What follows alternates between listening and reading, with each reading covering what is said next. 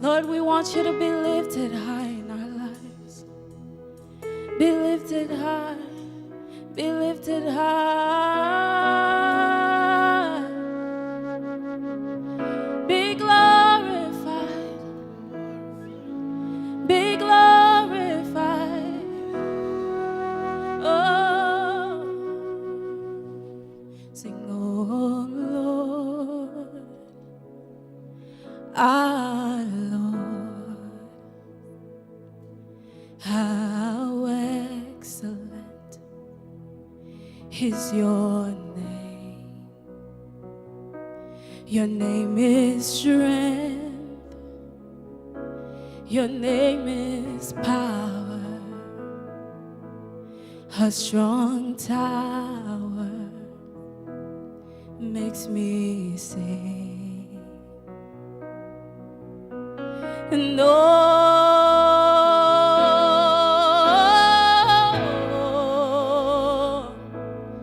nobody like you, Lord.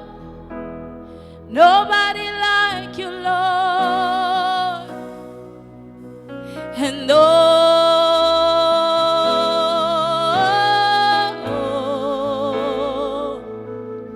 nobody like you, Lord. Nobody like you, Lord. Help me say, oh Lord, our Lord, how excellent is your name. Your name is strength. Your name is strength. Your name is power. A strong tower. It makes me say, so we're crying out, oh, there's nobody like you, Lord. Nobody like you, Lord. Nobody like you, Lord. Nobody like you, Lord.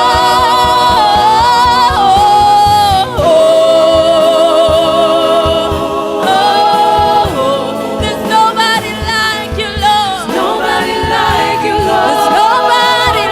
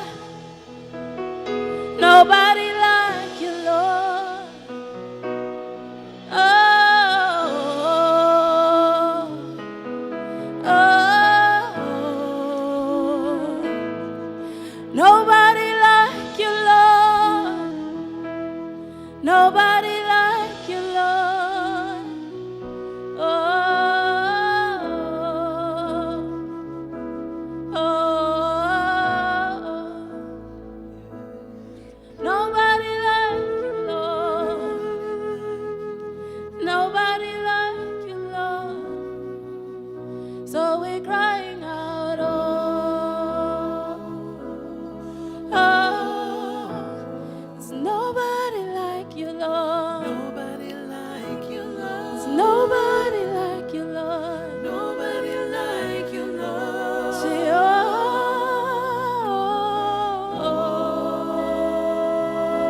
no one compares with you, Jesus. Nobody like you, Lord.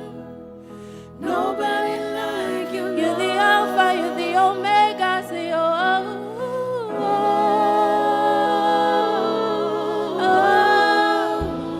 say nobody like, Nobody like you, Lord. nobody like you. Nobody like you, Lord.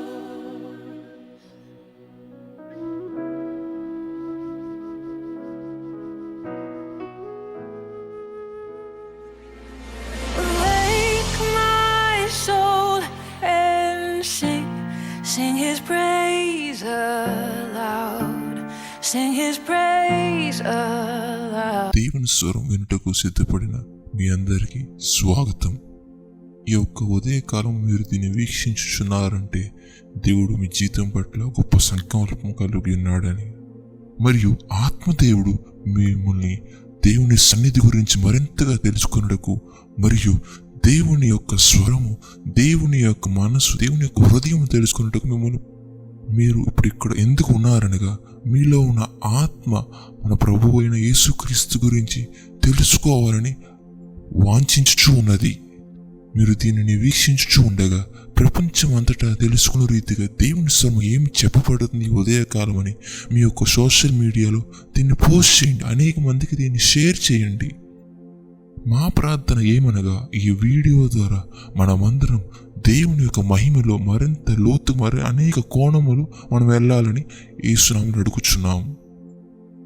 ఈరోజు మరొకసారి ఈ సాంకేతికం ద్వారా మీ వద్దకు చేరుటకు, ప్రపంచవ్యాప్తిగా ఈ విధంగా చేరుటకు మాకు అదెంతో ఆనందంగా ఉన్నది.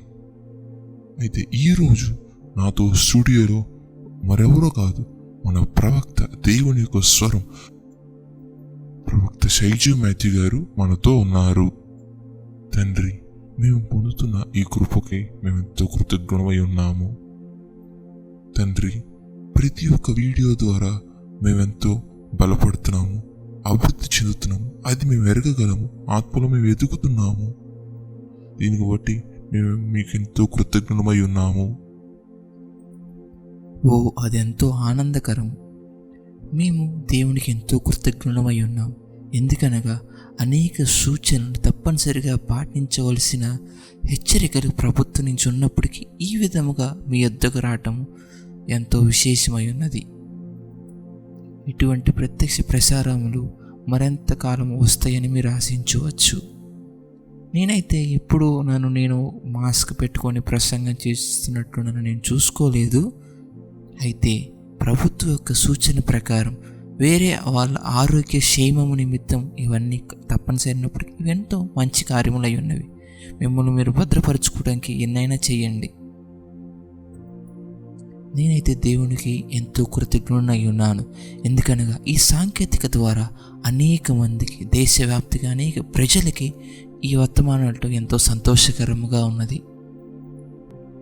ప్రతి వారం ఈ యొక్క వీడియో వర్తమానాల ద్వారా ఎంతో బలముగా ఉంటుంది. మొదటగా మీరు మాట్లాడిన దేవుని యొక్క ఆహ్వానం గురించి, ఆ తర్వాత దేవుని యొక్క వ్యక్తీకరణ గురించి, ఇప్పుడైతే దేవుని యొక్క మహిమను గురించి ఎంతో గొప్పగా ఉంది. ప్రతి వారం అనేకమైన ఈమెయిల్స్ మనం రిసీవ్ చేసుకుంటున్నాము. ప్రపంచవ్యాప్తంగా ఉన్న అనేక మంది విశ్వాసుల యొద్ద నుండి, మరియు అనేక మంది దైవజనుల యొద్ద నుంచి ఈ ఈమెయిల్స్ రాబడుతూ ఉన్నవి. వారందరూ గొప్ప గొప్ప సాక్ష్యాలు ఇచ్చుచున్నారు. ప్రతి వారం దేవుని యొక్క శక్తి వారి మీదకి ఎలా దిగుచున్నదని, అనేక మంది తమ బంధకాల నుంచి విడిపించబడుతున్నారు. అనేక మంది రూపాంతరం చెందుతున్నారు. వాళ్ళు మార్పులు కలుగుతున్నవి. ఈ బాటలో మేము వెళుతున్న దాన్ని బట్టి దేవునికి మేము ఎంతగానో కృతజ్ఞులమై ఉన్నాము. ఇటీవల మనకి అనేకమైన ఈమెయిల్స్ వచ్చి ఉన్నవి. అయితే నా యొద్ద ఒక పాస్టర్స్ పంపించిన ఈమెయిల్స్ ఉన్నవి. నేను ఇప్పుడు వాటిని చదవాలనుకుంటున్నాను.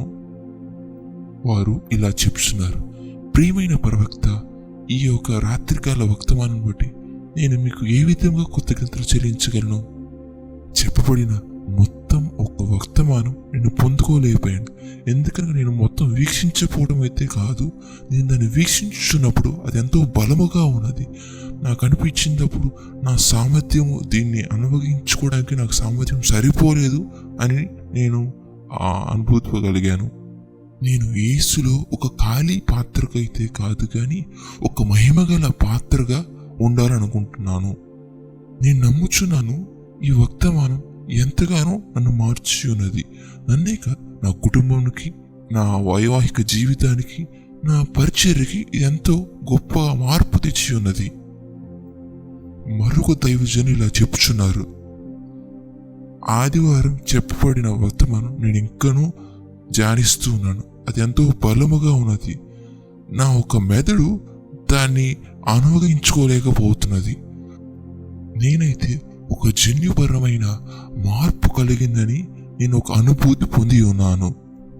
ఇప్పుడైతే నేను వాక్యం చదివే విధానం పూర్తిగా మారిపోయి ఉన్నది.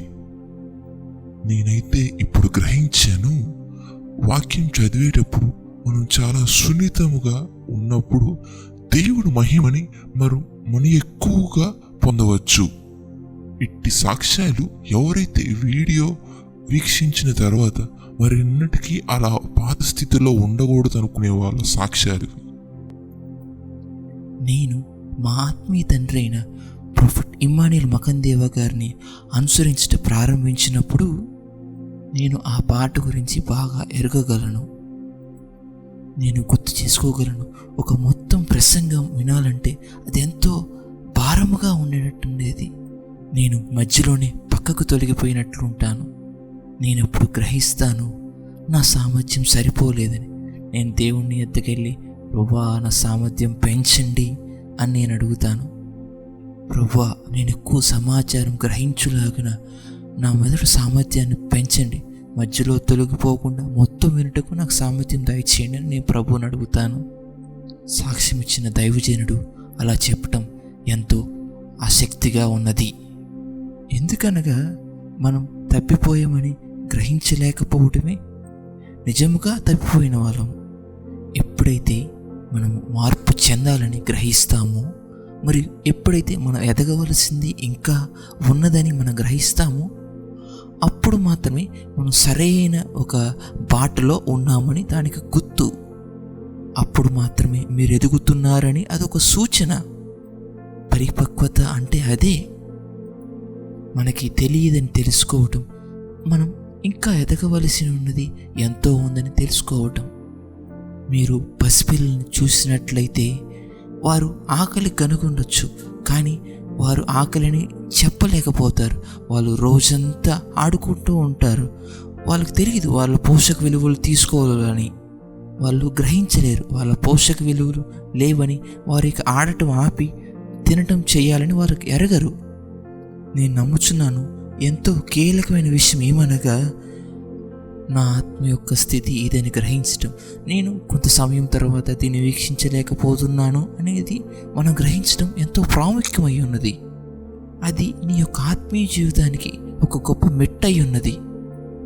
ఎందుకనగా యేసుప్రభు వారు చెప్పుచున్నారు, ఎవరైతే ఎక్కువ వింటున్నారో వారికి ఇంకా అధికముగా ఇవ్వబడిద్దని. నువ్వు ఏ ఒక్క స్థాయిలో నుండి దీన్ని వినుచున్నావు, నీ ఆత్మ ఎంత తీసుకుంటుంది దీని విషయమై, తీసుకున్న తర్వాత మనం ఎంత అనుభవించుకోగలుగుతున్నాము, దాని తర్వాత ఎంత నువ్వు తీసుకుంటున్నావు. ఎందుకనగా దేవుని యొక్క మహిమ ప్రత్యక్షించబడటంలో ఇది ఒక మూలమై ఉన్నది.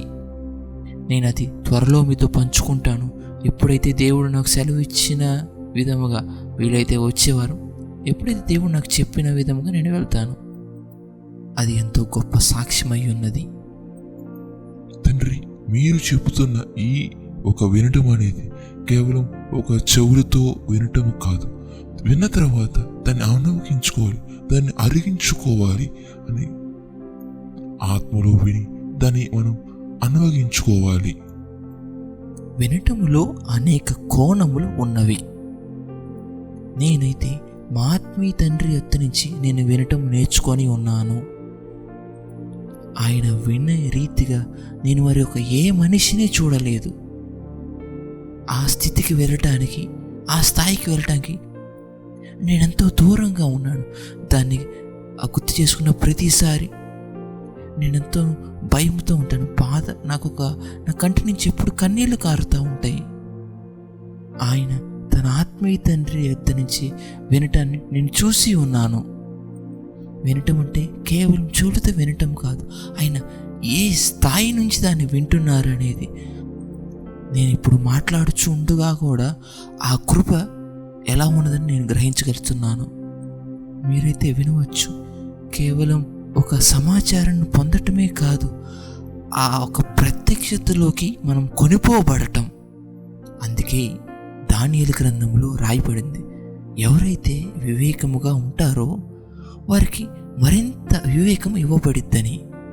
నేనైతే దేవుని యొక్క సన్నిధి నా నుంచి గొప్పగా తాగటనే ఒక అనుభూతి నేను పొందుతున్నాను. అయితే లోకంలో చెప్తారు అవివేకులకి వివేకం అవసరమని. అయితే దేవుని రాజ్యం ఇలా కాదు. దేవుని రాజ్యంలో ఎవరైతే వివేకం కలిగి ఉంటారో వారికి మరింత వివేకం ఇవ్వబడుతుంది.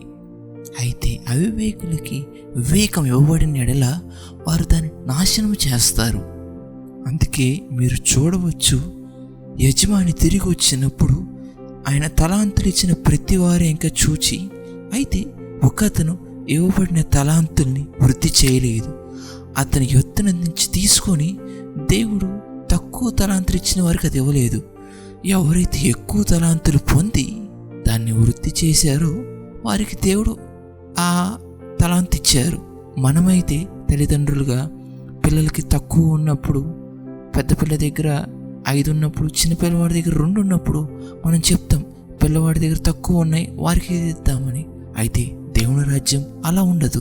ఎవరికైతే ఎక్కువ పొందారో వారికి మరింత ఇవ్వబడిద్ది. ఆ ఒక్క ఉపమానంలో మనం చూడవచ్చు, 1 తలాంతు వాడి ఎత్తునున్నది తీసుకొని 5 తలాంతుని 10 తలాంతులు చేసిన వాడికి ఇవ్వబడి ఉన్నది. దేవుని రాజ్యం మనకులాగా జాలితో అది నడుచుకోదు. ఈ యొక్క జాలి పడటం, జాలి చూపించడం అనేది మనం ఒక రాజీనామా తీసుకోవాల్సిన స్థితి లాంటిది అయి ఉంటుంది. మనం దేవుడి దగ్గర, ప్రభువా ఈ బాధ్యతల నుంచి నన్ను తొలగించు, మనం ఏడుస్తాం, విలాపిస్తాము. మనం ఇలా చేసి జాలి పొందుకోవాలని మనం ఆకట్టుకుంటాము. చివరికి మనకివ్వబడిన ఆ ఒక పని నుంచి మనం రాజీనామా తీసుకుంటాము. దేవుడు ఇప్పుడు అతని యొద్ద నుంచి తీసుకొని ఎవరైతే తక్కువ తలాంతులు కలిగి ఉన్నాడో వాడికి ఇవ్వలేదు, ఎవరైతే ఎక్కువ తలాంతులు కలిగి ఉన్నాడో వాడికే ఇచ్చారు. ఇంకో మాటలో మనం చెప్పచ్చు, ఎవరినైతే ఎక్కువ నమ్మారో వాళ్ళకి ఎక్కువ ఇవ్వబడిద్ది.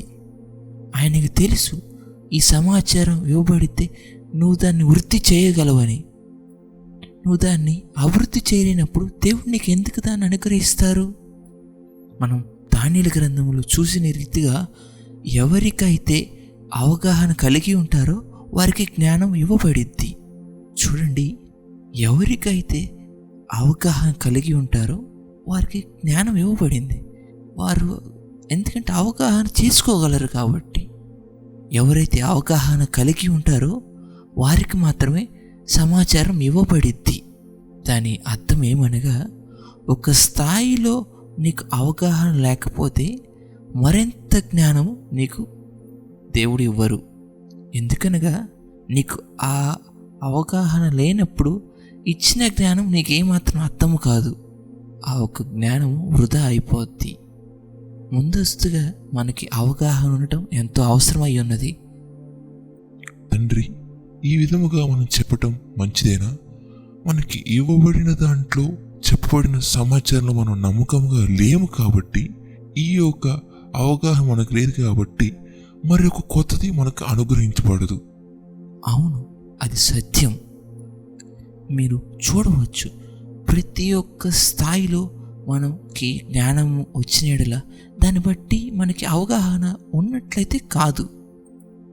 నేను దాన్ని సాధారణంగా చెప్పాలంటే, ఒక విద్యార్థి కొత్త తరగతికి వెళ్ళినప్పుడు ఆ ఒక ఉపాధ్యాయులు వారికి నుంచొని ఒక జ్ఞానాన్ని బోధిస్తారు. వాళ్ళకి అనేకమైన కార్యాలు వాళ్ళు తెలియజేస్తారు. అయితే దాన్ని బట్టి వాళ్ళకి జ్ఞానం ఉన్నట్లు కాదు, వాళ్ళు తర్వాత తరగతికి ఇలా వెళ్ళలేరు. అయితే విద్యార్థులు బోధించిన ఈ జ్ఞానం తర్వాత వారు హోంవర్క్స్ అని అనేక కార్యాలు వారు దాని గురించి పరిశోధనలు చేస్తూ ఉంటారు. ఉపాధ్యాయులు చెప్తూ ఉంటారు, అలా చేయండి, ఇలా చేయండి. వారికి ఆ మార్గంలో ఈ మార్గంలో వారిని వాళ్ళు నెడతారు. వారు బోధించిన జ్ఞానం వారికి అర్థమైనట్లుగా ఆ కార్యాలు ఈ కార్యాలు చేయమని విద్యార్థులకి ఉపాధ్యాయులు చెప్తూ ఉంటారు. ఆ లెక్కన కాకపోతే ఒక విద్యార్థికి ఒక పుస్తకం ఇచ్చేసి ఇంట్లో కూర్చొని చదువుకోవచ్చు. అయితే జ్ఞానం ఇవ్వబడిద్ది. ఒక విద్యార్థికి దాని గురించి అవగాహన వచ్చిందా, ఒక సమాచారం అతనికి అందిందా లేదా అనేది అది ఒక ఉపాధ్యాయుడి యొక్క పని అయి ఉన్నది. అందుకే వాళ్ళకి పరీక్షలు పెడతారు. దాని ద్వారా వాళ్ళకి అర్థమైద్ది ఈ పరీక్ష ద్వారా ఎవరు ఎంత నేర్చుకున్నారు, వాళ్ళకి ఈ జ్ఞానం అర్థమైందా లేదా అని. ఆ పరీక్ష పాస్ అయినప్పుడు మాత్రమే నాకు ఇది అర్థమైందని చెప్పగలం. తర్వాత ఇలా కొనసాగబడిద్ది. ఎవరికైతే ఎక్కువ అవగాహన ఉందో వారికి మరింత జ్ఞానం బోధించబడిద్ది. జ్ఞానం వచ్చుట చేత అయితే నీకు అవగాహన ఉన్నట్లయితే కాదు, నీవు ఆ ఒక జ్ఞానం మీద ధ్యానం చేయాల్సిందై ఉంటుంది. నేను దీన్ని ఇలా చెప్పాలనుకుంటున్నాను. ఎవరికైతే ఈ సమాచారం ఇవ్వబడుతుందో అది ప్రజలందరికీ ఇవ్వబడుతున్న సమాచారం. ఈ ప్రజలందరికీ ఇవ్వబడుతున్న సమాచారం కేవలం నీ ఒక్కడికే కాదు, వీక్షించున్న ప్రతి ఒక్కరికి, ఈ ఛానల్ కనెక్ట్ అయిన ప్రతి ఒక్కరికి ఈ సమాచారం అందుతుంది. అయితే ఈ ప్రజలందరికీ వచ్చిన ఒక జ్ఞానము అది ఒక వ్యక్తికి తన యొక్క రహస్యంలో వచ్చిన ఒక జ్ఞానం అయి ఉన్నది. ఇది ఒక వ్యక్తి హృదయంలోకి వచ్చినది. ఆ వ్యక్తి దాని గురించి ధ్యానించాలి, దాన్ని లోతుగా తెలుసుకోవాలి, దాని గురించి అవగాహన కావాలి. ఆ అవగాహన మీ యొద్దకు ఒక జ్ఞానముగా వచ్చున్నది. మీ యొద్ద ఇది ఒక జ్ఞానముగా ఉన్నది. నువ్వు ఈ యొక్క జ్ఞానమును తీసుకొని దాన్ని అవగాహన చేసుకొని దాన్ని లోతుగా ధ్యానం చేసుకొని దానికి నువ్వు ఒక అవగాహన తెచ్చుకోవాల్సింది ఉంటుంది. ఈ యొక్క స్థితిలో నుంచి, ఈ యొక్క స్థాయిలో నుంచి ఫలం ఫలించడం ప్రారంభమై ఉంటుంది. ఈ యొక్క స్థాయి నుంచి నూనె పొర్లి పారుతూ ఉంటుంది. ఈ యొక్క స్థాయి నుంచి మనకి జవాబులు రావటం మొదలవుతూ ఉంటాయి. మీరు చూస్తున్నారు, మనం దేవుడు చెప్పిన, యేసుప్రభు వారు చెప్పిన ఉపమానాలు కూడా మనం చూడవచ్చు. వాళ్ళకైతే ఇది ఒక ఉపమాన రీతిగా ఉన్నవి. అయితే మీకు ఇవి పరలోక రాజ్యం గురించి మర్మాలు మీకు తెలియబడతాయి. ఈ వచనం చాలా చక్కగా రాయబడి ఉన్నది. వాళ్ళు దేవునితో ఏకాంతముగా ఉన్నప్పుడు వారు దేవుని అడిగారు, ఎందుకు ప్రభువా మీరు ఇలా చేస్తున్నారు అని. తండ్రి, మత్తయి సువార్త 17వ అధ్యాయం 19వ వచనంలో ఇలా రాయబడి ఉన్నది. తరువాత శిష్యులు యేసునొద్దకు ఏకాంతముగా వచ్చి, శిష్యులు దేవుణ్ణి ఏమని అడిగారు? మేము ఎందుచేత వెళ్ళగొట్టలేకపోతున్నామని అడిగిరి. మీరు ఇక్కడ చూస్తున్నారు, శిష్యులు ఎందుచేత దయ్యమును వెళ్ళగొట్టలేదని దుఃఖిస్తూ ఉన్నారు, ఎంత బాధపడుతున్నారు. అయితే యేసు వారి యొద్దకు వచ్చినప్పుడు, ఓ అవిశ్వాసులారా, నేనెంతకాలం ఎత్తముతో ఉండను? అది మత్తయి సువార్త 17:17లో రాయబడి ఉన్నది. యేసు ప్రభు వారు అంటున్నారు, విశ్వాసం లేని మూర్ఖతరపు వారులారా. వాళ్ళు వాళ్ళకి ఇవ్వబడిన ఒక కార్యక్రమంలో వాళ్ళు ఫెయిల్ అయిన వారుగా వాళ్ళు ఉన్నారు. అందుకు యేసు ప్రభు అంటున్నారు, ఎంతకాలం నేను మేము సహించవలెను, నేను ఎంతకాలం మిమ్మల్ని భరించవలెను, మీరు నాకు చాలా భారముగా ఉన్నారని దేవుడు వారితో చెప్తున్నారు. వారు ఈ యొక్క కార్యక్రమాన్ని, ఈ యొక్క కార్యాన్ని వాళ్ళు సాధించలేని వారుగా ఉన్నారు. దేవుడు వారి ఇంకా చూసి వాళ్ళ ఒక వాళ్ళు ఓడిపోయిన దాన్ని బట్టి మీకు విశ్వాసం విధంగా చెప్తున్నారు. మరియు మీరు మూర్ఖముగా ఉన్నందుచేతన మీరు ఇది చేయలేకపోతున్నారు అని దేవుడు వారితో చెప్పి ఉన్నారు. మీ ఆలోచన విధానం సరైంది కాదని చెప్పి ఉన్నారు. సరే, అయితే దేవుడు వాళ్ళకి ఇది ఒక ప్రజల మధ్యలో ఒక సమూహంలో ఆయనకు చెప్పి ఉన్నారు. అయితే వారు మరలా దేవుణ్ణి ఏకాంతముగా అడిగి ఉన్నారు. మనం 19వ వచనంలో దాన్ని చూడగలము. ప్రభువా, మేమెందుకు ఈ దురాత్మను వెళ్ళగొట్టలేకపోయి ఉన్నామని. కేవలం కొన్ని వచనాల ముందు దేవుడు వారిని ఖండించి ఉన్నారు. అది దేవుడు వారి సమూహంలో ప్రజల మధ్యలో వారు అన్నారు. అయితే రహస్యమందు ఏకాంతంగా వారు దేవుణ్ణి అడుగుతూ ఉన్నారు. వారు చాలా దుఃఖంతో, వారు చాలా వేదనతో దేవుని అడుగుతున్నారు. మేము దీని గురించి ప్రభువా మేము మారాలి ఇదని వాళ్ళ ఆలోచన విధానం అలా ఉంది. వాళ్ళది చాలా సులువుగా, చాలా తక్కువగా ఉన్న ఆలోచన స్థితిగా ఉందని వాళ్ళు గ్రహించారు.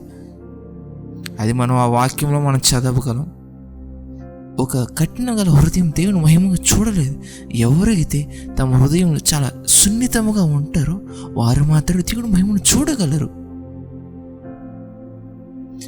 మీ మనసు అనేకమైన కార్యాలను బట్టి, అనేకమైన ఉపదేశాలు, అనేకమైన కార్యక్రమాలు విని ఎంతో అన్నిటితో నిండిపోయి ఉన్నది. అనేక మంది నీ జీవితం గురించి మాట్లాడి ఉన్నారు. అనేక మందికి నీ జీవితం గురించి మాట్లాడటకు వారికి నువ్వు ఒక పర్మిషన్ ఇచ్చి ఉన్నావు. కావున నీ మనసు ఇప్పుడు చాలా మూర్ఖంగా, చాలా గలిబిలిగా మారిపోయి ఉన్నది. ఈ స్థితిలో నీవు అనేకమైన చూడలేని వారుగా ఈ స్థితిలో మనం అనేక మంది ఒక జవాబు చూడలేని, మనం చేసిన దానికి ఒక జవాబు పొందలేని వారుగా ఉన్నాము. వారైతే నిందించబడ్డారు. అయితే మనం శిష్యులను చూడగలం. ఈ స్థితిలో కూడా వారు దేవుడి యొద్దకు మళ్ళా వెళ్ళి అడుగుతున్నారు. మనం ఇటువంటి ఒక జీవితం అనేక మంది దేవుని బిడ్డలో మనం చూడలేము. ఎప్పుడైతే ఇటువంటి నిందలు, ఇటువంటి ఒక కఠినమైన వారు పొందినప్పుడు వారు చాలా మౌనంగా ఉండిపోవటం, లేదంటే సహవాసానికి రాకపోవటం, సంఘానికి హాజరవపోవటం, ఇటువంటి కార్యాలు చేస్తూ ఉంటారు. వారు మరలా వెళ్ళి నాయకుడు యొక్క అనుసంధానంలో వాళ్ళు వెళ్ళరు. నిజానికి మీరు చూసినట్లయితే ఈ మొదటి స్థితిలో ఉన్నవారు ఎవరైతే దేవుడి దగ్గర నుంచి తప్పిపోయి ఉన్నారో వారు దేవుని రెండోసారి వారు వెదకరు. వారు కేవలం ఆ మొదటి దాన్ని పట్టుకొని వెళ్ళిపోతారు.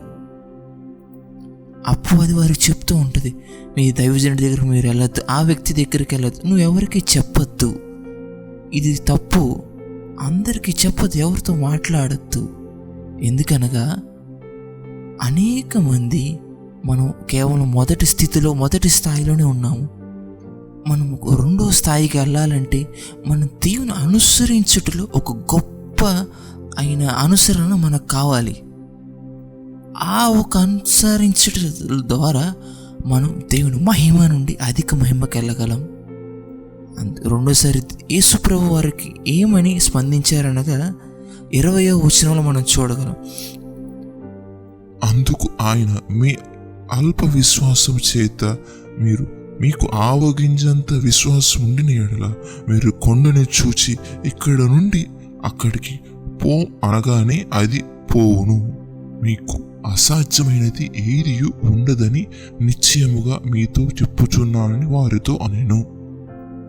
తర్వాత 21వ వచనమునకు మనం కొనసాగిన ఎడల ఇటువంటిది కేవలం ప్రార్థన మరియు ఉపవాసం ద్వారానే ఇది బయటకు వెళ్ళిద్ది. మీరు ఇక్కడ అర్థం చేసుకోవాల్సింది ఏమనగా యేసు ప్రభు విశ్వాసం గురించి మాట్లాడుతున్నారు.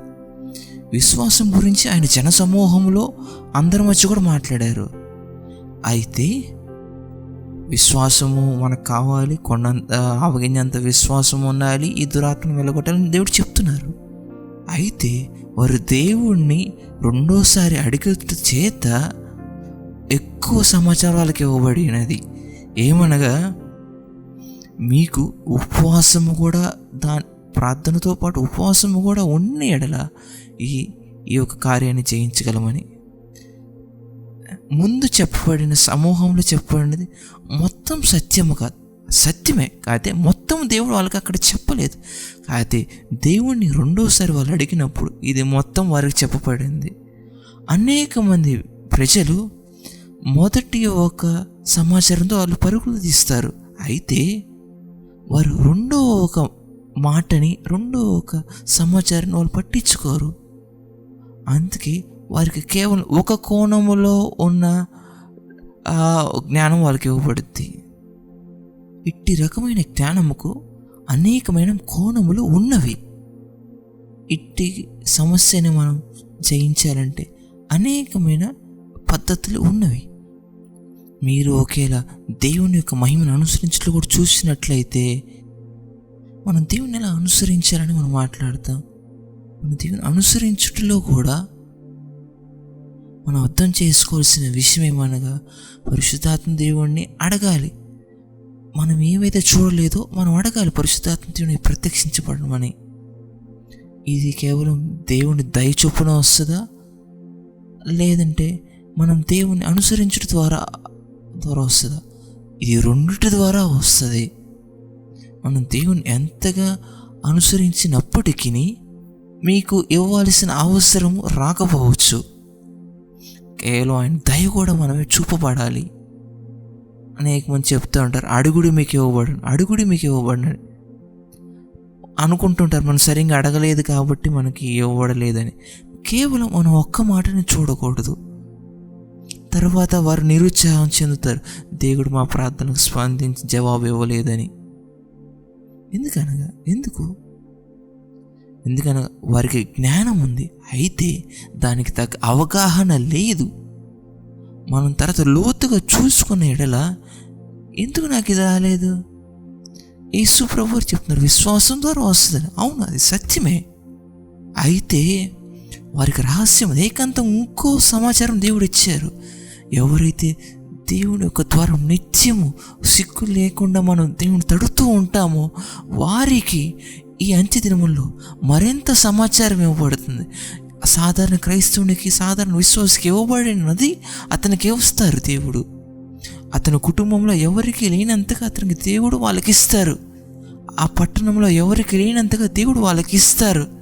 నేను ప్రార్థిస్తున్నాను, నీవు ఈ మార్గంలోకి ఆహ్వానించబడుదువుగాక.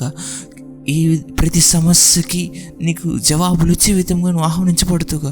ఇది సాధ్యం, ఇది సాధ్యం, ఇది సాధ్యం. మీకు కావాల్సినది ఏమనగా మీరు దేవుణ్ణి అనుసరించుటలో ఒక మొండి పట్టుదల కలిగి ఉండాలి. నాకు మొదటి జవాబు వచ్చింది, నేను చూడండి ఇంకా ఏమున్నది. అనేక మంది పెద్ద తప్పులు చేసేమనగా వారు ఒక ప్రవచనాలు, దర్శనాలని యొక్క ప్రపంచానికి వారు ఇదైపోయి ఉన్నారు. మీరు కారులో వెళ్తున్నప్పుడు ఒక టర్నింగ్ తీసుకోవాల్సిన సందర్భం వచ్చినప్పుడు మనం వెనకాల చూస్తాము. సైడ్ తిరిగేటప్పుడు మనం చూడకుండా ఏదో ఒక హార్న్ కొట్టి మనం మర్చిపోతాం. అట్టి కార్యాలు కొన్ని ఆ అద్దంలో కనపడింది ఉంటుంది. వారు దాన్ని ఆ ఒక అద్దంలో అది కనపడలేదు. అయితే ఆ ఒక కనపడిన దాన్ని మనం మర్చిపోయి ఉన్నాం. దేవుడు రాజ్యంలో కూడా కొన్నివి మర్మాలంతే మనకు కనపడని ఉన్నవి. మనం ఒక్క స్థితిలో ఉన్న అవగాహన ఉంటే కదా, రెండో దానిపైన కూడా ఒక అవగాహన మనకు కావాలి.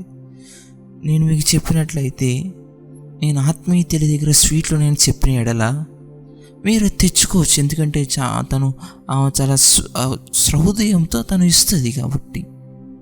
అయితే మీరు అడగటానికి మీకు ఆ ఇంటి యొక్క అడ్రస్ తెలిసి ఉండాలి. మీ దగ్గర అడ్రస్ ఉండి ఎడల మీకు వెళ్ళటానికి పర్మిషన్ ఉందా? మీకు వెళ్ళటానికి పర్మిషన్ ఉన్నప్పటికీ మా దగ్గర ఏదైనా కుక్క ఉందేమో మీకు తెలుసా? అయితే డోర్ ఓపెన్ చేయబడి ఉంటే మీరు వెళ్ళినప్పుడు అక్కడ మీకు వీక్షించే ప్రజలు ఉన్నారా? మీరు ఒకేలా మీకు ఎప్పటికీ వీక్షించేవారు ఉన్నప్పటికీ అయితే మీకు ఎట్లా ఒక దయ ఉందా? మనం ఎన్నిసార్లు కేవలం ఒక మాటతో పరుగులు తీసేవారం ఉంటాం. అయితే మనం దేవుని రాజ్యంలో ఉన్న అనేక కోణములు మనం పట్టించుకోకుండా ఉంటాం. మనం ఆ ద్వారమును తెరిచి, ఈ మహిమలో ఉండే ఆ ద్వారం తెరవాలి. అందుకే అనేక మందికి వెంటనే పరిష్కారం కావాలనుకుంటారు. వారు ఒక గొప్ప అభిషేక్తుని దైవజనుడి దగ్గరికి వెళ్తారు. వారు అంతేగాని ఆ దైవజనుడు నడిచిన ఒక బాటలో వెళ్ళాలని, వారికి ఆ మార్గంలో ఉండాలని, సేమ్ అదే మార్గంలో ఉండాలని వారికి ఉండదు. వారు వాళ్ళని గణపరచాలనుకోరు. ఇప్పుడు ఇటువంటివన్నీ వారు చెప్పామనుకో, వాళ్ళు చాలా నిరుత్సాహం చెందేస్తారు, వాళ్ళు చాలా బాధపడతారు. వాళ్ళకి చాలా వెంటనే పరిష్కారం రావాలి, వెంటనే ఆశీర్వాదం కావాలి. అయితే వారు మాత్రం ఈ మార్గంలో వెళ్ళాలనుకోరు. ఏ విధముగానైనా సరే వారికి ఈ కార్యం వెంటనే జరిగిపోవాలి. వారు దైవజనుడు లేదా వ్యక్తి వెళ్తున్న ఆ మార్గం గురించి వాళ్ళు పట్టించుకోరు.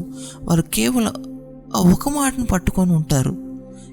ఈ వాక్యం నిజమైతే నాకెందుకు జరగలేదు? దేవుడు పక్షపాతి కాదు, మనమే దాన్ని గ్రహించలేదు. అనేక మంది యవ్వనస్తులు లక్షలాదిగా ఇజ్రాయేల్లో ఉన్నారు. అయితే వారందరిలో కేవలం దానియేలు మాత్రమే ఒక గొప్ప అవగాహన పొంది ఉన్నాడు. ఎందుకనగా అతను వెతికాడు, అతను దేవుని అడిగాడు, దాని గురించి ఉపవాసం ఉన్నాడు, ప్రార్థన చేశాడు. మనం ఈ యొక్క పద్ధతిని తప్పించుకొని లేకపోతే వదిలేసే వారం ఉండకూడదు. మనకి ఒక సులువుగా జరగాలనుకుంటాము. అయితే ఈ వ్యక్తికి ఒక వ్యక్తికి ఎంతో సుదూరముగా ఒక మార్గం, ఒక బాట ఉన్నది. అతనికి ఆ స్థితికి రావడానికి ఎంతో సమయం పట్టి ఉన్నది.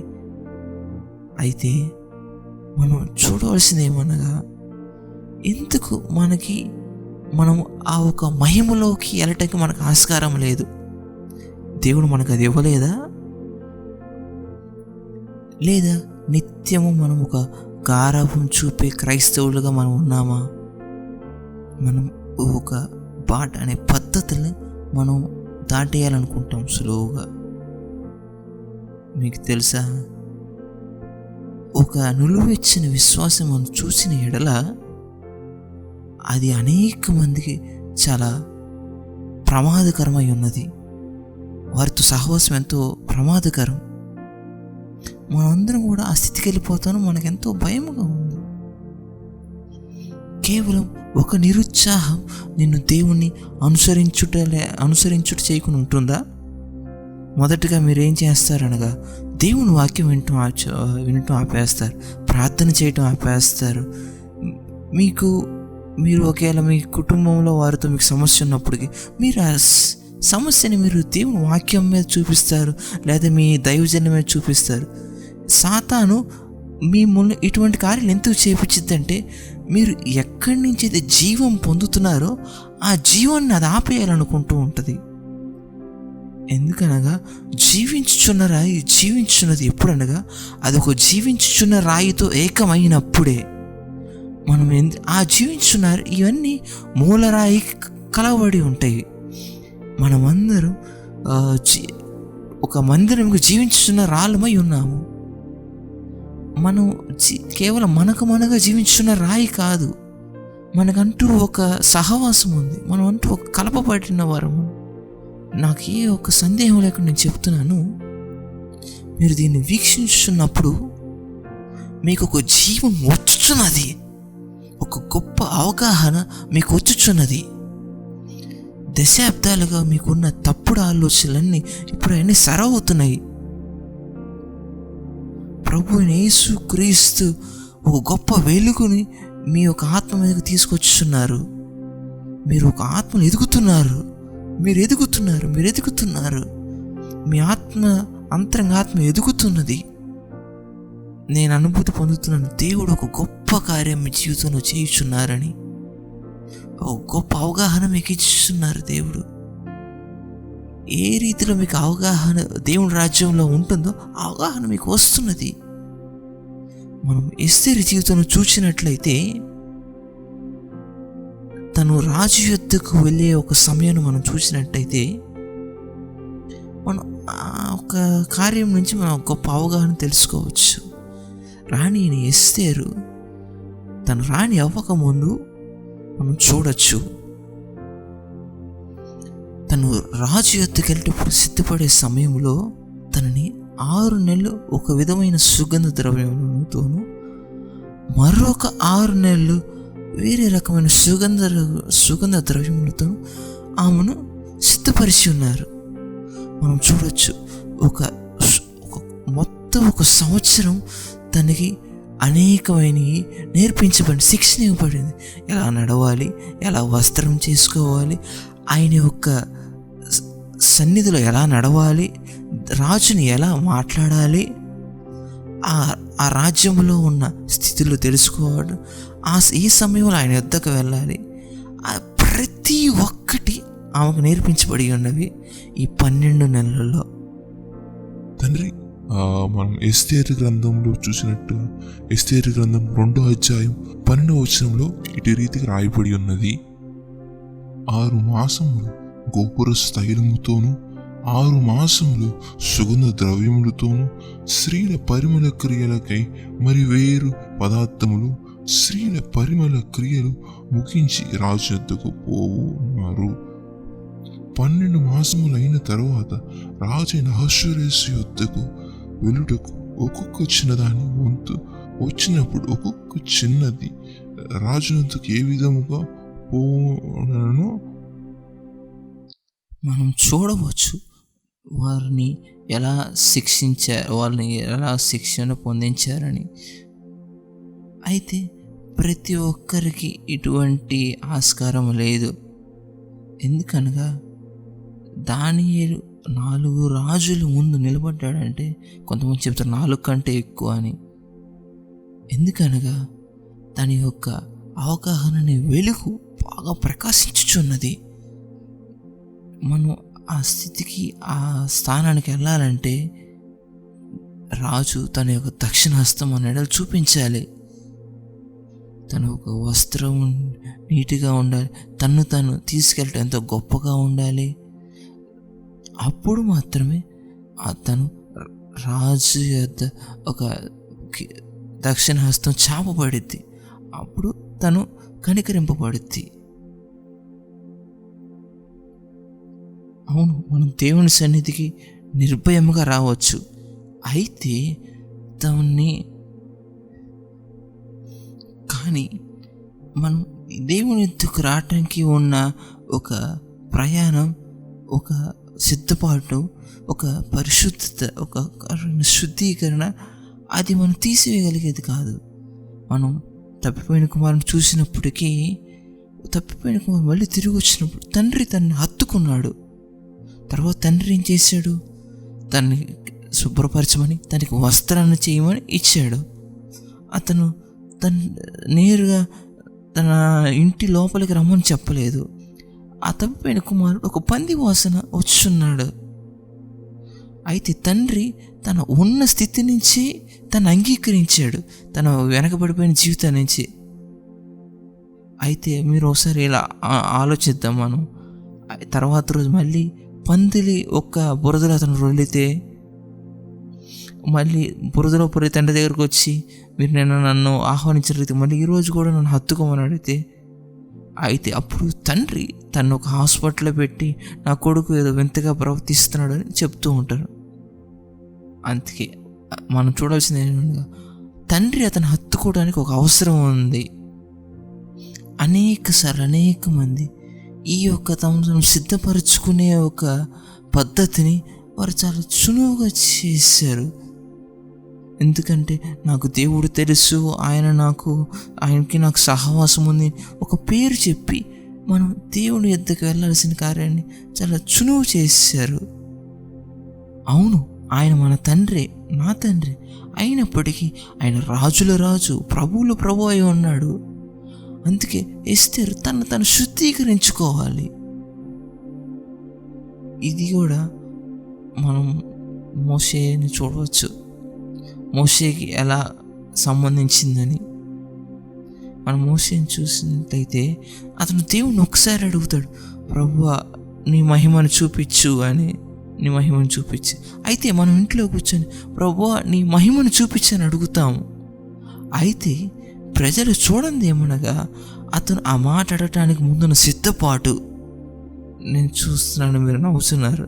నాకు అర్థమవుతుంది ఏమనగా మీరు అడిగిన ప్రశ్నకి నేను జవాబు చెప్తున్నానని నేను అనుకుంటున్నాను. మీరు మోషేని చూసినప్పుడు, దేవుని అలా అడుగుతున్నప్పుడు, మనం ఈరోజు ఒక విశ్వాసం చూసినప్పుడు నాకు రావట్లేదు, మోషే ఒకసారి అడిగి వచ్చింది నాకు రావట్లేదు, ఎందుకని నాకు రావట్లేదు? నువ్వు అప్పుడు చూడాల్సింది ఏమనగా ఏ కోణం నుంచి మోషే అడిగాడు, ఏ ఒక్క స్థాయి నుంచి మోషే దేవుని అడిగాడు, ఏ స్థాయి నుంచి మనం అడుగుతున్నామో.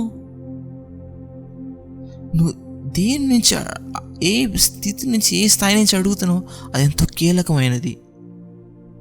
రాజు యొద్దగా నీకేమన్నా సమూహం, నీకు ఒక ప్రజలు ఉన్నారా? మీకు ప్రజలు ఉన్నారని మీరు ఉన్నట్లయితే మీరు దేవుని యొక్క సన్నిధికి ఒక పట్టుదలతో నిర్భయంగా వెళ్ళచ్చు. మనలో కొంతమంది దేవుని మనం ఎప్పుడు కదిలించలేని వారంగా ఉన్నాం. మనం ఆయనకి దుఃఖం తెచ్చి ఉన్నాము. అయినప్పటికీ మనం దేవుణ్ణి, ప్రభువా నాతో మాట్లాడని నిబంధనలు పెడతాము. మనమేమో తన ప్రియమైన పెళ్లి కుమార్తెగా పిలుచుకుంటాం, కానీ మనం నిజంగా పెళ్లి కుమార్తెగా అయితే ఉండం. మనం అయితే తగ్గవలసిన సమయం, మెల్లగా వెళ్ళాల్సిన సమయం. అయితే దేవుని యొక్క అనుమతితోనే మన యొద్దకు ఈ సమాచారం వచ్చుచూ ఉన్నది. ఎందుకనగా అవగాహన మరియు జ్ఞానము ఇమిడి అయి ఉన్నవి. మీకు ఒక అవగాహన ఉంటే జ్ఞానం వస్తుంది, ఒక జ్ఞానం ఉన్నప్పుడు మీకు అవగాహన ఉంటుంది. నేనేమాత్రం సందేహం లేకుండా నమ్ముచున్నాను, ఈ యొక్క ఏదైతే సిరీస్ స్టార్ట్ చేయబడిందో ఇది ఎంతో మహిమకరమై ఉన్నది. నేను ఎప్పుడు ప్రకటించని ఒక గొప్ప మహిమతో ఇది నిండి ఉన్నది. ఇది ఒక భవిష్యత్ తరములకు ఉపయోగముగా ఉన్నది. దీన్ని మనం పట్టుకొని దీనిలో నిలబడి ఉండాలి. దీని మధ్యలో చెప్పబడి ఉన్నది ఎంతో మనకి శ్రేష్టమైనవి. ఏదైతే 2 వారాల క్రితం నేను చెప్పి ఉన్నానో అది ఒక కొత్త కాలానికి మనకు తెరిచి ఉన్నది. అయితే ఏదైతే గత వారం చెప్పబడి ఉన్నామో అది మన అవగాహన పెంచి ఉన్నది. అయితే ఇప్పుడు ఈ వారం చెప్పబడుతున్నది ఏదైతే ఉందో అది మన అవగాహనని మరింత ముందుకు తీసుకెళ్తున్నది. ఎందుకంటే ఒక కట్టబడి ఉన్నప్పుడు దానికి గొప్ప పునాదులు ఉండటం ఎంతో శ్రేష్టమైనది. ఎందుకంటే దానిపై ఇంకా అధికంగా కట్టవచ్చు. మీరు చూడొచ్చు, మోషే అడుగుతున్నాడు. మోషేకి తన జీవితంగా ఎంతో గొప్ప ప్రయాణమై ఉన్నది, ఎంతో గొప్ప సిద్ధపాటు. అతను ఎంతో దూర ప్రయాణం చేసి ఉన్నాడు, ఎంతో పోరాడి ఉన్నాడు. అతని శరీరం ఎంతో నలిగి చనిపోయి ఉన్నాడు. అతను కొండ మీదకి ఎన్నోసార్లు తన శరీరం ఎంతగా నలగొట్టుకున్నాడు. ఎంతో గొప్ప క్రయధనాన్ని వెచ్చించాడు. అతను కేవలం తన ప్రజల బట్టి ఎంతో ద్వేషింపబడ్డాడు. అన్నిటికీ తన శ్రమను అనుభవించాడు. అయితే దేవుడు ఒకసారి అతను అడిగినప్పుడు, మోషే దేవుని ఒకసారి అడిగినప్పుడు అది నిజంగా ఒకసారైనా, అది కేవలం ఒక రాత్రిలో జరిగిపోయినదా? అది ఎంతో ప్రయాణం, సుదూర బాట ఉన్నది. మనము కూడా ఈ యొక్క బాటకు అప్పగించుకోవాల్సిన వారంగా ఉన్నాం. మనం కూడా ఈ ప్రయాణానికి సిద్ధపడిన వారంగా ఉండాలి. మనం చూడొచ్చు దావీదుని. ప్రవక్త శామ్యూయేలు వాళ్ళ ఇంటికి వచ్చినప్పుడు వాళ్ళని పరిశుద్ధపరచుకోమని అన్నాడు. ఎందుకంటే వాళ్ళ కుటుంబంలో ఒకరిని ఆయన అభిషేకించాలనుకుంటున్నాడు. అతను ముందున్న సహోదరులు 6-7 అప్పటికప్పుడు వాళ్ళు పరిశుద్ధపరుచుకుంటున్నారు. ఒకరి తర్వాత ప్రవక్త వాళ్ళ దగ్గరికి వెళ్తున్నప్పుడు ఇతను కాదు, దేవుడు చెప్తున్నారు ఇతను కాదు. మొదటి చూసి కాదు అతను కాదు, రెండో అతను చూసి కాదు ఇతను కాదు, దేవుడు చెప్తున్నారు వీళ్ళందరూ కాదు. వీళ్ళందరూ తను శుద్ధిపరించుకొని ఉన్నారు. వారందరూ అభిషేకానికి సిద్ధపడి ఉన్నారు. వారందరూ సిద్ధపడి ఉన్నారు, అయినను వారు దాన్ని పొందలేకపోతున్నారు. ఈ యొక్క స్థితిలో మనం చూడొచ్చు. ఈ స్థితిలో మనం చూడొచ్చు. వాళ్ళకైతే సిద్ధపాటు ఉంది, కానీ వాళ్ళకి మాత్రం ఆ ఒక అర్హత, దాన్ని పొందుకునే ఒక అర్హత వాళ్ళకి లేదు.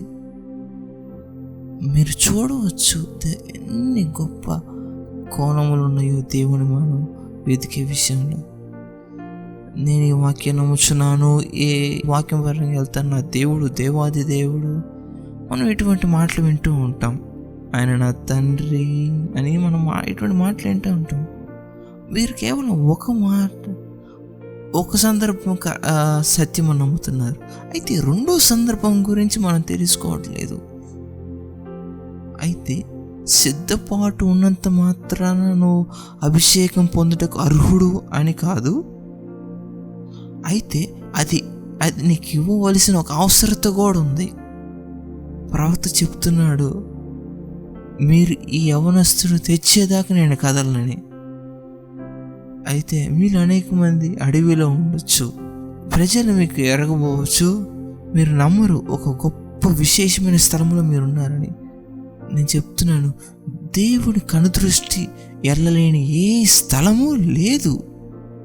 నువ్వు ఒకేళ అరణ్యంలో ఉన్నప్పటికీ, నువ్వు ఒకేళ ఎర్ర సముద్రంలో ఉన్నప్పటికీ, ఒకవేళ మీరు పుట్టములో తొయ్యబడినప్పటికీ, ఒకవేళ మీరు సింహపు పోనులో ఉన్నప్పటికీ, ఒకవేళ మీరు ఒక అంధకారంలో లోయలో ఉన్నప్పటికీ, మీరు పైకెత్తి మీ తలలు పైకెత్తి పరలోకం మీరు చూసిన ఎడల దేవుని కనుదృష్టి మీ మీదకి వస్తుంది. దేవుడి కనుదృష్టి ఎక్కడ అరణ్యంలో ఉన్న దావీదు మీదకి ఎలా వచ్చింది, అది మీ మీదకి వస్తుంది. బైబిల్ చెప్తున్నది, సమూయేలు ప్రవక్త వచ్చిన వెంటనే దేవుడు అతనితో మాట్లాడటం సాగాడు. దేవుడు చెప్తున్నాడు, ఇతను అభిషేకించు, ఇతను సరైన వాడు. అతను మేయించి అభిషేకం తైలం ప్రవహిస్తున్నది. నేను మళ్ళా చెప్తున్నాను, ఆ నూనె ప్రవహిస్తున్నది, నూనె ప్రవహిస్తున్నది. నేను అనుభూతి పొందుతున్నాను, ఆ నూనె ప్రవహిస్తున్నది. నేను ఒక ప్రత్యేకమైన దర్శనం చూసి ఉన్నాను. అది దర్శనమా కల అనేది నాకు గుర్తులేదు, కానీ గత దినమున నాకు అది వచ్చి ఉన్నది. నేను ఒక విత్తనం చూసి ఉన్నాను, ఆ విత్తనం విరిగి ఉన్నది. ఆ విత్తనం నుంచి ఒక జలముల వలె తైలం వచ్చుచున్నది. ఆ నూనె ఒక నది వలె ప్రవహిస్తూ ఉన్నది.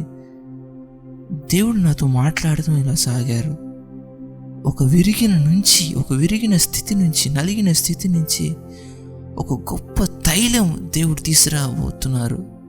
అయితే మీరు ఎవరైతే తృణీకరింపబడ్డారని అనుకుంటున్నారో, మీ నుంచి ఒక గొప్ప తైలం తీసుకురాబోతున్నారు. అయితే నువ్వు దేవుణ్ణి ఆరాధించడం సాగిస్తావా? ఆ ఒక అరణ్యములో, ఆ ఒక అడవిలో నువ్వు దేవుణ్ణి వెంబడించట, అనుసరించట కొనసాగిస్తావా? ఆ ఒక స్థితి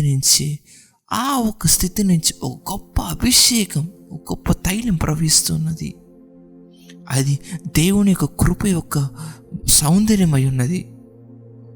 నువ్వు దేవుణ్ణి అనుసరించడం మొదలుపెట్టినప్పుడు అభిషేకం నిన్ను వెతుక్కుంటూ వస్తుంది. అయితే ఎప్పుడైతే సమూయేలు ప్రవక్త వచ్చాడో, వచ్చిన వెంటనే దావీదు అభిషేకింపబడ్డాడు. నాకు తెలుసు, అనేక మంది అనుకుంటున్నారు మోషే ఒకసారి ప్రార్థన చేశాడు, వెంటనే వచ్చింది. దావీదు సహోదరులు అందరూ ప్రవక్త ఏది చెప్పారో అది వాళ్ళందరూ చేశారు, తమను సిద్ధముగా ఉంచుకున్నారు.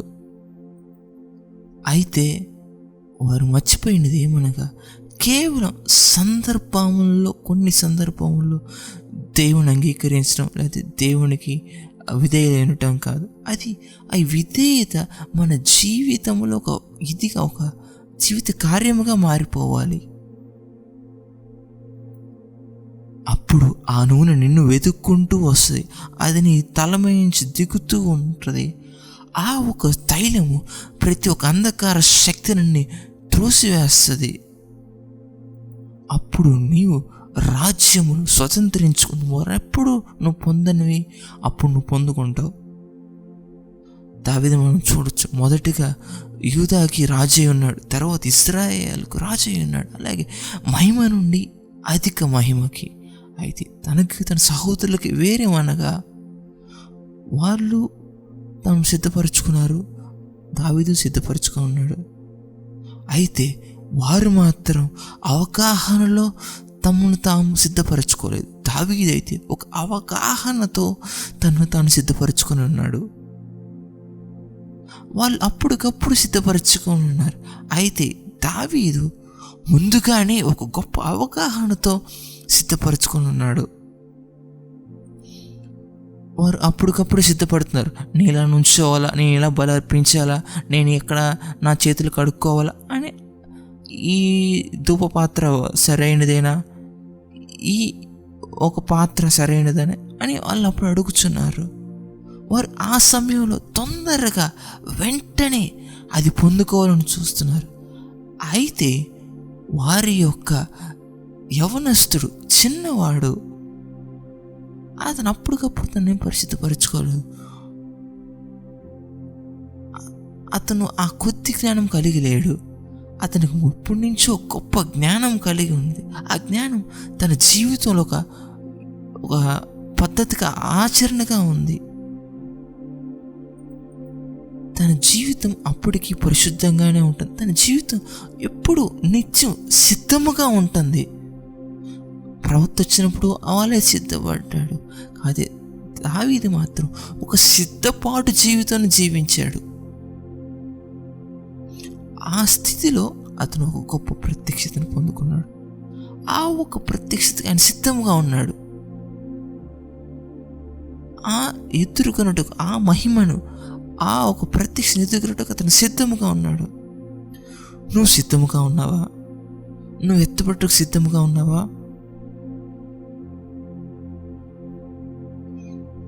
మనమైతే విడవబడిన కన్యకల్లా ఉండకూడదు. చివరి సమయంలో నూనె అయిపోయిన వారుగా, చివరి సమయంలో మనం సిద్ధపడే వారుగా మనం ఉండకూడదు. ఈ ఒక సందేశం మీకు వస్తున్నది. అయితే ఇది మీకు అర్థమవుతుంది అని మిమ్మల్ని సిద్ధపరచుకోవటం, లేదంటే భయపడిన జీవితంలో అలా సిద్ధపరచుకోవటం కాదు. మీరు దీన్ని ధ్యానించండి. మిమ్మల్ని ఆ ఒక్క అవగాహనలో నుంచి మీరు దీన్ని సిద్ధపడండి. అప్పుడు మహిమలో నుంచి అధిక మహిమలోకి, అప్పుడు మీరు గొప్ప కార్యాలు మీ జీవితంలో మీరు చూడగలరు. మీరు సిద్ధపడి ఉన్న ఒక జీవన శైలి జీవించుచున్నప్పుడు, దేవుని మహిమ మీలో ఉండి ప్రత్యక్షపడటకు సిద్ధంగా ఉన్నప్పుడు మీకు తెలియదు ఎప్పుడు మన ప్రభు యేసు రాబోతున్నారు అని. మీకు తెలియదు ఎప్పుడు మహిమ గల ఆ ఒక మేఘం మీ మీద కమ్ముద్దని, మీరు ఎప్పుడు ఎత్తపడతారు, ఆత్మలో ఎత్తపడతారని. ప్రియమైన దైవజనుడా, ఇది మీకు అర్థమవుతుందని నేను అనుకుంటున్నాను. అది దేవుడి దయ అయి ఉన్నది. మనం ఒక ప్రవక్తని తొందర పెట్టి అతని ద్వారా అభిషేకం ఎంచబడలేం. అది కేవలం దేవుని యొక్క దయ అయి ఉన్నది. దేవుని ముఖాముఖ దర్శనం ఆయన దయ ఉన్నది. అయితే అది మాత్రం కేవలం నీ సిద్ధపాటు లేకుండా అయితే జరగదు. మనమైతే మనం చేయవలసిన కార్యం మనం చేయాలి. మనం ఒక అవగాహనలోంచి మనల్ని సిద్ధపరచుకోవాలి. మన ఒక జీవన శైలి సిద్ధముగా ఉండాలి ఆయన మహిమను ప్రత్యక్షించపరచుటకు. అప్పుడు మీరు చూడగలరు, మీరు సిద్ధంగా ఉన్నారు, మీరు గ్రహించగలరు. అప్పుడు మీరు ఒక స్థితికి, ఆ స్థాయికి మీరు వెళ్ళగలరు. అప్పుడు దేవుని యొక్క మహిమ మీ జీవితంలో ఓపెన్ అవుతూ ఉంటుంది. ఎందుకనగా మీరు కేవలం ఆ ఒక్క స్థితిలో, ఆ ఒక్క పరిస్థితులు నమ్మకంగా, మీ యొక్క జీవన శైలి నిత్యము అది సిద్ధముగా ఉన్నది. కనుక ఈరోజు నేను దీన్ని తక్కువగా ఉంచాలనుకుంటున్నాను. మరిన్ని ప్రశ్నలు మనం తర్వాత సంభాషిద్దాం. మీరు ఇప్పటికీ అనేకమైన ప్రశ్నలకి జవాబు ఇచ్చి ఉన్నారు. నేను ఆత్మను విని మాట్లాడాలని ప్రయత్నిస్తున్నాను. మీరైతే నన్ను ఏ ప్రశ్న అడగలేదు. ఆత్మ చెప్తుంది, ఈ వారం మనం వెళ్ళి మన శరీరంలో నలిగినంతగా మనం చనిపోదాం. ఈ వారం ఏదైతే మనం వద్దు అని చెప్పడానికి కష్టపడతాం, ఆ సమయంలో వద్దు అని మనం చెప్తాం. కుడికైనను ఎడమకైనను తిరగద్దు. కేవలం దేవుని స్వరం విని ఇదే మార్గంలో ముందుకు వెళ్దాం. మీ యొక్క దృష్టి మన యజమాని అయిన యేసు వైపు మాత్రమే నిలపండి.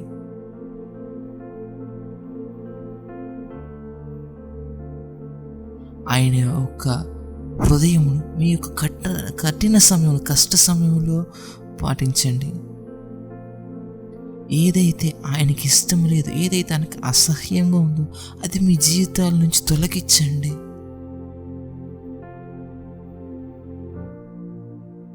మీ చుట్టూ ఉన్న ఒక స్థితిలో కూడా ఆయన ఒక మహిమ నిలిచే విధంగా మీరు సిద్ధపడండి. అప్పుడు ఆ కృప మిమ్మల్ని వెతుకుతూ వస్తుంది. అప్పుడు ఆ అతి పరిశుద్ధ స్థలంలోకి మీరు ఎత్తపడతారు. నాకు తెలుసు ఇది సాధ్యమని.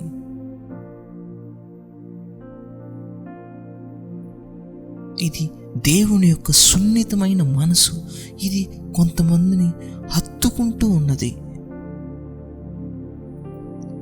మన ప్రభు అయిన యేసు ఈ అమూల్యమైన మాటలు మనకు చెప్తూ ఉన్నారు. ఈ యొక్క జ్ఞానము మనకి అవగాహనగా మారునుగాక. అప్పుడు మరింత జ్ఞానం మనం పొందుకోగలము. ఒక దినమున మన ప్రియమైన యేసు మనతో చాలా సున్నితంగా, చాలా మెత్తగా, చాలా మృదువుగా మాట్లాడుతున్నారు. ఈ యొక్క మధురమైన ధూపం అయి ఉన్న మీ యొక్క సన్నిధి ప్రతి వారింట్లో నింపండి. అది ప్రతి ఒక్క సంఘంలో నింపండి. ఏ ప్లేస్లో ఉండి వారు వీక్షించుతున్నా సరే, ఇప్పుడే ప్రియమైన యేసు వారు నింపండి. పరిశుద్ధాత్మ దేవా, మీరు చూపిన ఈ కృపగా మీ కృతజ్ఞులమై ఉన్నాం.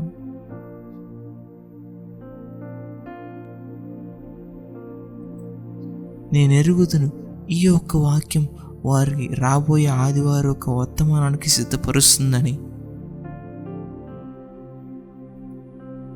ఆ మహిమగల రాజ్యము వారికి నిజముగా మారునుగాక.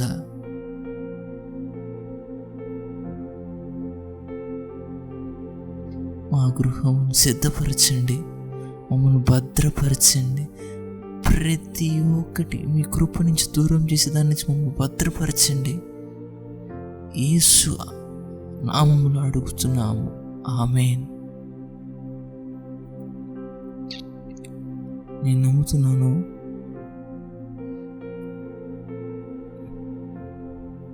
దేవుడు ఏది చేస్తున్నారో మీకు అర్థమవుతుందని అనుకుంటున్నాను. నేను నమ్ముతున్నాను మీరు దీన్ని భద్రపరిచి దీన్ని గౌరవిస్తారని, మీ యొక్క జీవితం దాన్ని భద్రపరుస్తారని నమ్ముతున్నాను.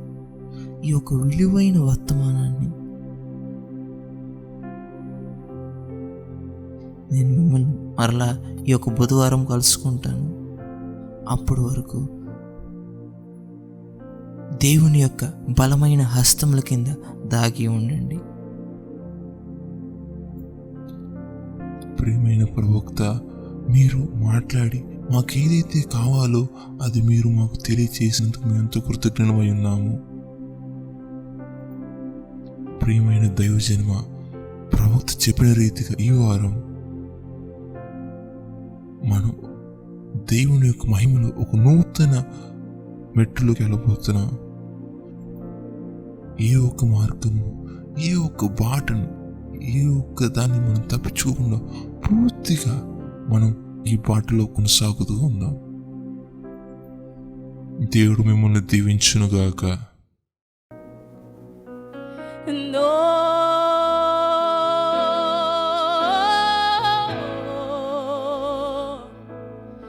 nobody like you, Lord. Nobody like you, Lord. And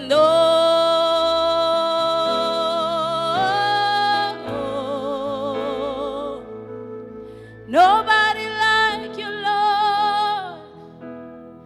Nobody like you, Lord. Help me say, oh Lord, our Lord, how excellent is your name. Your name is strength. Your name is strength. Your name is power. Your name is power. A strong tower. It makes me